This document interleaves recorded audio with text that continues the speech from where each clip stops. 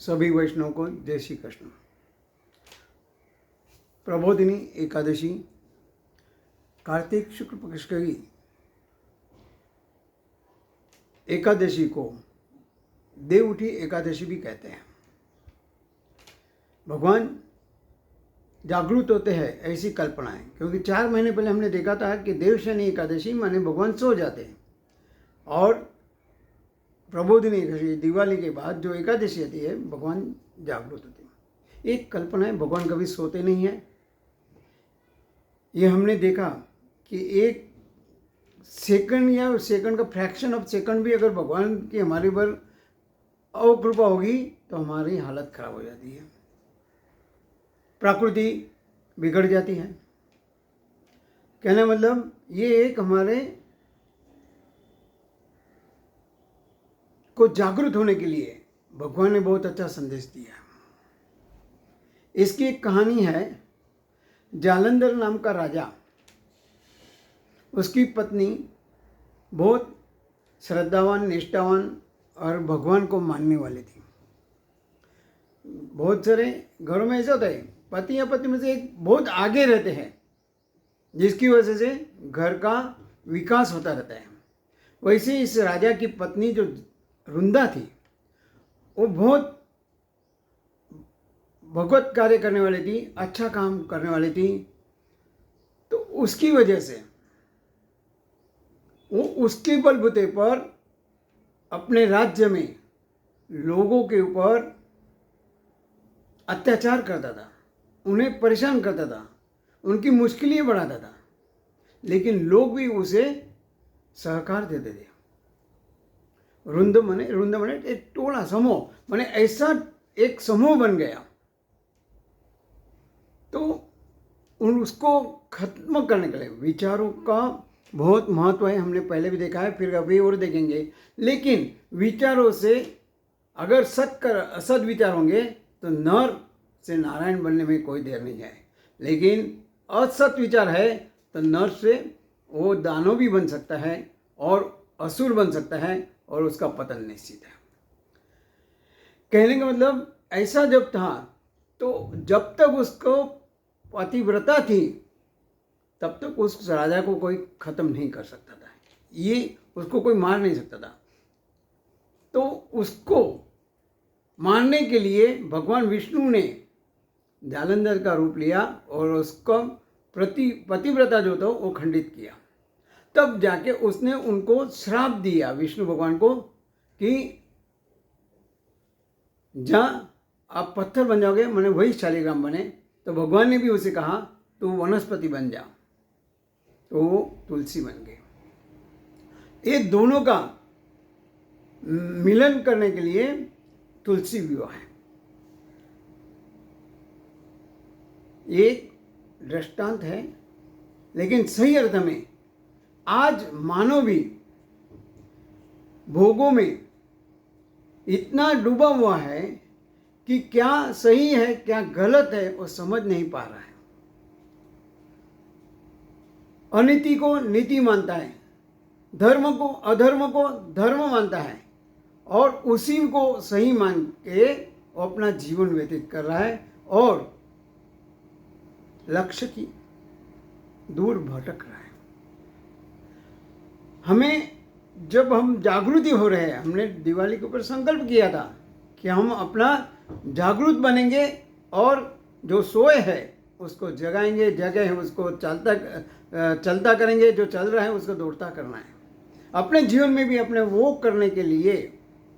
क्योंकि आज मानव के पास बहुत सारे ऐसे भोगों में इतने सारे हैं, भोग है भोगतने के लिए, लेकिन हमेशा उसकी मर्यादा होती है। Excess of everything is bad. तो कहने मतलब आज हम देखा जाए तो हम कुछ अंश तक आगे बढ़ रहे हैं, जागरूक हो रहे हैं, और भी जागरूकता लाने की जरूरत है। तुलसी का विवाह जब बनता है तब मंडप जो है ना वो गन्ने का बनता है।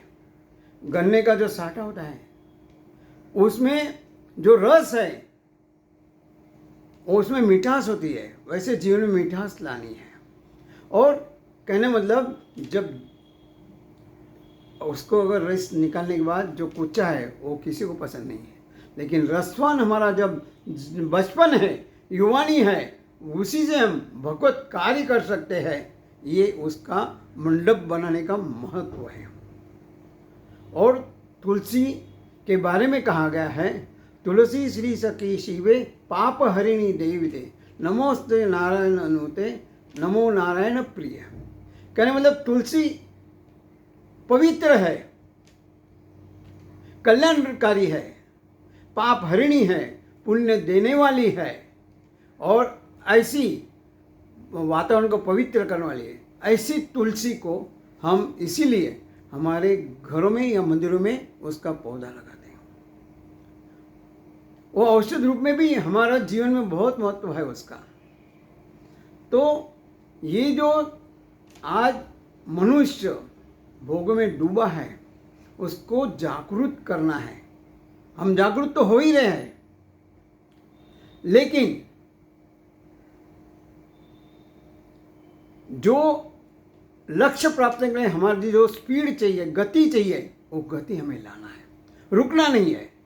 जब तक हमें अपना ध्येय नहीं मिलता है हमें अपना प्रयत्न करना है, दृढ़ बनना है।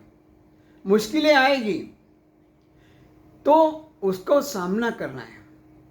कहने वाले प्रबोधिनी यीशु का मतलब ही ऐसा है, जीवन में जो जितना घोर अंधकार है, अज्ञान है, अविद्या है, उसके पर हमें विजय प्राप्त करना है। हमारा संग निष्ठा है और जो सत्व है उसको जो तत्व के हिसाब से हमारे जीवन में उसको श्रेष्ठ बनाना है। जीवन में जो भी कुछ शक्तियां मिली है उसका सदुपयोग करना है। तुलसी हमारी माता है। तुलसी माता कहा जाए कि विभूति है, तो हमें भी उसकी ओर से हमारे जीवन में वैसे गुण लाना है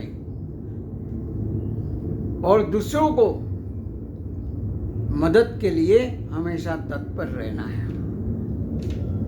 ये हमें रामायण में देखा है कि जब सुग्रीव को राज्य दिए भगवान ने तो उसमें डूब गया था, तो लक्ष्मण जाके उसको जागरूक करता है।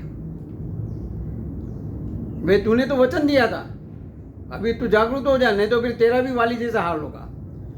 ठीक हमें भी, हम सोए हुए हैं, थोड़ा बहुत जागे हुए हैं, लेकिन और भी जागरूक करने के लिए भगवान हमारे पास साधु संत ऋषि ऐसे महान लोगों को भेजता है, गुरु लोगों को भेजता है, जिससे हम जागरूक होए,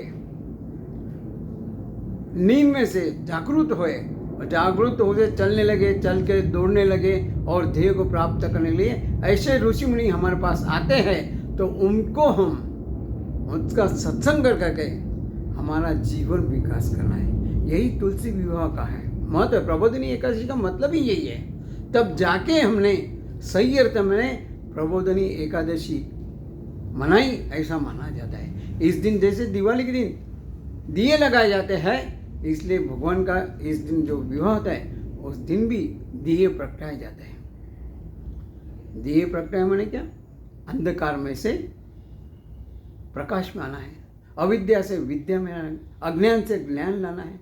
तो हम सही अर्थ में प्रयत्न करेंगे, भगवान हमें शक्ति दे, भक्ति दे। इसी शुभकामना के साथ सभी वैष्णवों को प्रबोधिनी एकादशी अनेक शुभकामनाएं। जय श्री कृष्ण।